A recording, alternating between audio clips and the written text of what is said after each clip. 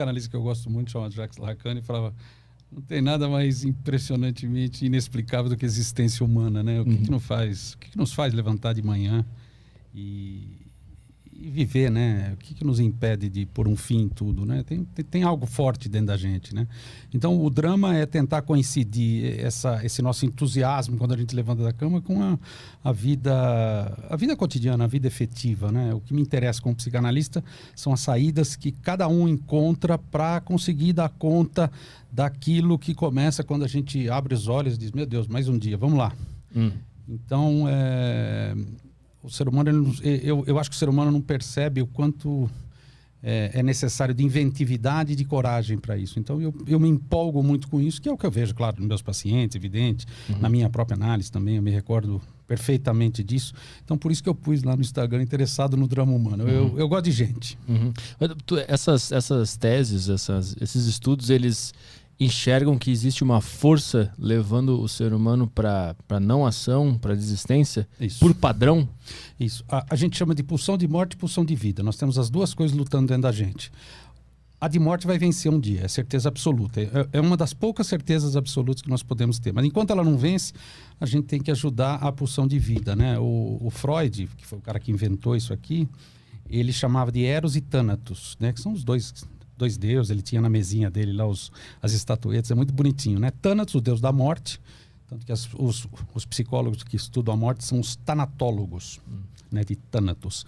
E Eros erótico, no sentido de vida, no sentido de libido, né, de força vital, né? Então, quando eu disse com uma certa ironia aí no comecinho, né, o que nos faz levantar da cama? É a pulsão de vida. A pulsão de morte, ela nos seguraria, né?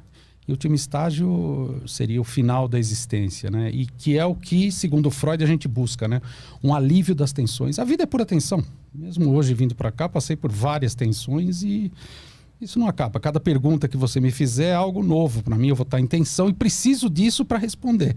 Então, esse é um dos exemplos de uma inventividade que a gente precisa ter para, enfim, coexistir, lidar com o outro, fazer um laço com o outro, produzir algo como a gente está fazendo aqui. Poxa, vamos fazer um podcast, chama o Leandro, pergunta para ele, ele vai responder. O ser humano pode realizar coisas. É pulsão de morte, né? Essa pulsão de morte, ela vai acontecer organicamente, mas ela, psicologicamente, ela está tentando nos matar todos os dias? Não organicamente no sentido enxuto da palavra. É da biologia. O Freud falava que a pulsão é entre a biologia, é entre o somato e o psíquico, entre a biologia e o psiquismo. Na verdade, a pulsão de morte, ela seria vamos dizer assim, uma realização em ato da nossa destrutividade, da nossa agressividade. Vou dar um exemplo. Imaginemos sei lá, um grupo, não deve ser uma família, óbvio, de homens das cavernas. Tem o homem da caverna, a mulher da caverna, o filho da caverna, sei lá, eles coexistem lá, lutam com os dinossauros, comem, sei lá, antes do fogo, né? Eles coexistem lá.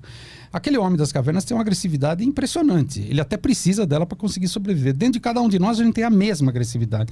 Só que desde o homem das cavernas, a gente tem passado por processos civilizatórios, nos quais, por exemplo, a gente é meio que forçado, meio que incentivado a recalcar essa agressividade. Então, essa agressividade, quando ela sai para fora, e ela sai, de alguma maneira é algo que leva muito mais à destrutividade do que à criatividade. Então, nesse sentido, o Freud deu uma separada, mas no fundo é a mesma coisa. Da mesma maneira que a gente tem a pulsão de vida, que leva à criatividade, a realização de coisas, a invenção, a criação, a novas ideias, a gente também tem a pulsão de morte, que diz, não é bem assim, não.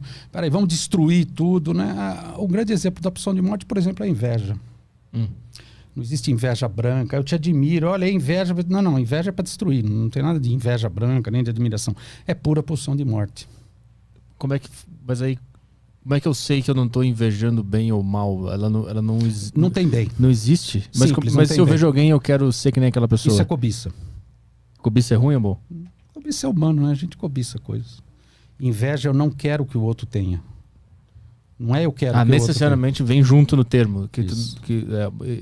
Tira daquele e dá pra mim. É isso? Não, ou destrói dele, assim ele fica sem igual a mim. E por que isso existe? Desde o bebezinho. Por quê? Só todos os bebês. Porque é da condição humana. Aí a própria humanidade, o próprio processo civilizatório, todas as grandes invenções do homem, né? A religião, a moral, os bons costumes, o direito, a pedagogia, de repente até a própria psicologia. Não, isso é feio. Não, imagina, você não pode sentir isso. Aí o que a gente faz? A gente reprime isso dentro da gente. Só que isso está sempre dentro da gente. Mas por que a gente criou esse sistema de repressão? Porque senão não seria possível a vida em grupo. Por exemplo, o que preço você paga para ser fiel no amor? Eu sou fiel à minha companheira, ao meu companheiro. Eu abro mão de todas as mulheres, ou de todos os homens, no caso, em face da escolha de um só. Mas não significa que eu não tenha desejo por outros. Não significa. Esse desejo fica, de alguma maneira, reprimido dentro de mim. Então, você deve estar se perguntando, poxa, Leandro, então tem um monte de coisa que a gente quer fazer e não consegue exatamente. Aí você sabe onde a gente realiza? Onde? À noite, quando a gente dorme. No sonho? O sonho é puramente tudo que a gente queria viver, mas não vive. O sonho é a realização de um desejo insatisfeito. Mas e quando a gente sonha com uma coisa nada a ver, que tem um esquilo conversando comigo? É para você não entender. O analista vai falar, nossa, Arthur, que interessante. O que ele falava, esse esquilo? Esse esquilo te lembra alguém? O esquilo cinza, mas o esquilo é marrom, a cor cinza. Ela te evoca alguma coisa? Você começa... Não, mas cinza, eu me lembrei de uma coisa. Agora, eu tinha um tio, puxa vida, ele chegava da empresa, lá ele era um uniforme cinza. Esse tio? Vamos falar um pouquinho desse tio. Então, ao invés de você sonhar com o tio, você sonha com o esquilo. O sonho é um vômito do inconsciente. Grosso modo. Né? É isso. E aí vem tudo confuso com referências que tu viu ontem. Sempre distorcido. Para que você mesmo não entenda. Mas por que não é para eu entender? Porque aí dentro da gente tem uma coisa chamada superego. E diz, você não pode desejar isso. Uma vez uma moça falou assim, ô Leandro, eu sonhei que eu tava na praia, pelada, correndo, tinha um monte de homem pelado correndo atrás de mim. Eu falei, Ela falou, putz, Leandro, quanto mais eu corria, mais eles se aproximavam. Eu falei, chegou uma hora que eles me pegaram, né? E eu falei, e aí? Aí eu acordei. Mas por que o sonho acontece, só que não é pra gente saber o que ele quer, se é uma coisa que a gente quer? É uma confusão do cacete. Não é autorizado você querer tudo, você não pode querer tudo. Por quê? Porque o social vem disso, é feio, não pode, hein? Para com isso, deixa de ser seja um bom menino, não pode falar isso, hein? Mas o social não é composto por diversas psiques iguais a essa? Exatamente. E de onde vem essa hipocrisia? Então, esses são os ideais da sociedade, é onde o nosso superego se nutre. Vamos voltar um pouquinho na pulsão de vida e pulsão de morte. Então o Freud escolhe, então dentro da gente tem uma coisa que leva a vida e que leva a morte. Então o suicídio, em última instância, é um cara que a pulsão de morte venceu. Ele falou, chega, já tomei a decisão, vai ser hoje, a pulsão de morte venceu. Eu estou pegando um exemplo extremo. Agora imagina alguém absolutamente criativo, realizador, e eu não estou falando de coisas que levam a dinheiro, não, estou sentindo de realizar, de fazer coisas, uma pessoa que a pulsão de vida está ali muito intensa. Ok, aí o Freud falou, bom, então é assim. Então, deixa eu entender, o ser humano ele se move pelo princípio do prazer, mas tem o princípio da realidade, que é isso que você acabou de falar, né? Vem a realidade, a moral, os bons costumes, fala uma coisa, a religião fala outra. Arthur, você não pode fazer isso, você não pode pensar isso. Quando alguém fala que você não pode pensar isso, não significa que você vai parar de pensar, você só não vai mais admitir. Tem razão, não pode mais, tá? Mas dentro de você aquilo fica pulsando. Beleza, aí o que o Freud pensou? Falou, as pessoas se movem pelo princípio do prazer. Aí ele se deu conta, ele atendia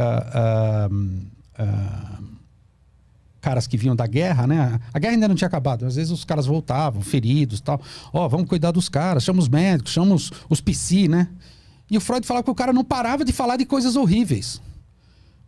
Meu amigo perdeu uma perna com uma bomba, outro levou um tiro no olho. O Freud falou, não, mas o cara vai falar uma vez, depois ele vai querer se esquecer disso. Não, o cara não parava de falar disso. Aí Freud se dá conta que isso é furado. Não existe somente o princípio do prazer e o princípio da realidade. E aí o Freud inventa um texto maravilhoso que diz, existe algo além do princípio do prazer. E Freud se dá conta de que o sujeito extrai um prazer meio, vamos dizer assim, questionável das coisas ruins. E aí Freud vai estudar o masoquismo. Quando ele estuda o masoquismo, ele fala, não, minha teoria está furada. Isso que era bonito do Freud. Não, está furada. Não é só o princípio do prazer. E ele fala, existe uma compulsão à repetição. Vou te dar um exemplo. Eu tive um parente, Ele abriu 5 negócios depois de aposentado. Ele foi roubado por 5 sócios, até que no final não tinha mais nada, né? Só ficou com o nome sujo, cheio de dívida e tal. E ele falava, você não pode confiar em sócio. Eu, na época, ainda não estudava psicologia, psicanálise, mas mesmo como leigo, eu falava, o cara foi roubado 5 vezes por sócio, tem algo estranho aí. Depois de todos esses anos de estudo, de prática, eu falei, tem algo do cara nessa repetição. Então, isso que o Freud percebe. Poxa, então o ser humano repete coisas na vida dele, coisas até contra ele. Uhum. Então o Freud falou, peraí, então tem uma coisa estranha. E o cara não se dá conta disso. Aí ele inventa a questão do inconsciente, né? Ele acha que nós temos 3 grandes instâncias psíquicas. O ego, que é a mais comum, né? Eu sou o Arthur Petri, olha aqui, você fez meu nome aqui, Leandro. Isso é seu ego. É claro, a gente precisa do ego para sobreviver. Fala pessoal, nos primeiros 50 dias eu tive um resultado bem satisfatório na barba, só usando o trioxidil. Então se você tem problema com a barba falhada ou com a queda de cabelo, clique no primeiro link da descrição.